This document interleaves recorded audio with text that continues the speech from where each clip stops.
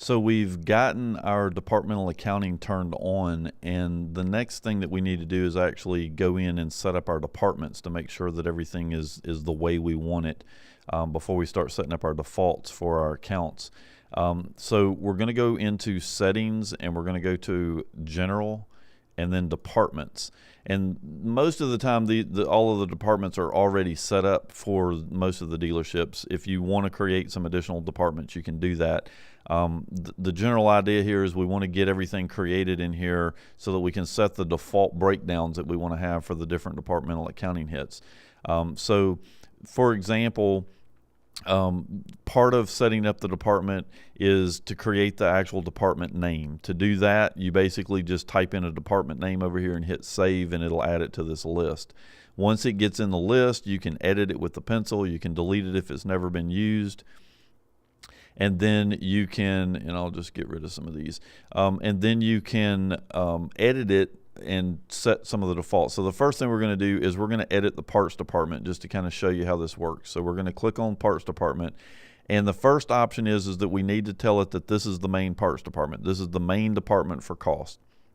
And right now, that department sells its goods to the other departments inside of the business for the list cost plus 0%. So basically, they're selling at cost to the other departments. So whatever the listed cost is what they're going to sell to the other departments for.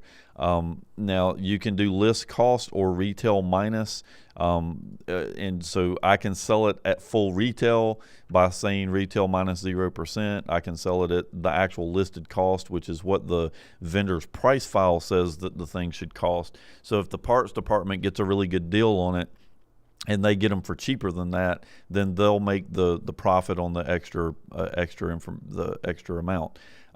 So that really is all there is to setting up the department. So you set the department up, you click on this thing, you tell it which department it is, and you tell it how it sells goods to other departments in the company.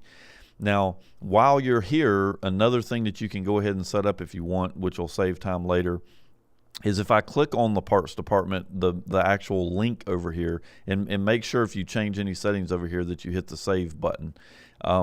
But this part is actually an extra step. But once I get the departmental stuff set up here at the top, the next thing is to actually click on the department link. Come down here at the bottom and click on whoever the manager of that department is, and you'll notice as soon as you click on that checkbox that their name becomes a link. And then click on their name, and you can tell it everybody that is in that department within Lizzy. So, and if you have multiple department managers, you can go in and set them up, where you got 2 or 3 different managers of service, for example, and then each of them have different people under them. The only thing is make sure that if Joy here is the manager of this particular department, that I select Joy in the list down here, because not only is she the manager, but she's also part of that department. So you need to make sure that you select the manager in the list as well, so it knows that they are also part of that particular department. But that's all there really is to setting up the different departments and making sure that you have their prices and stuff that they sell goods to set up within the system.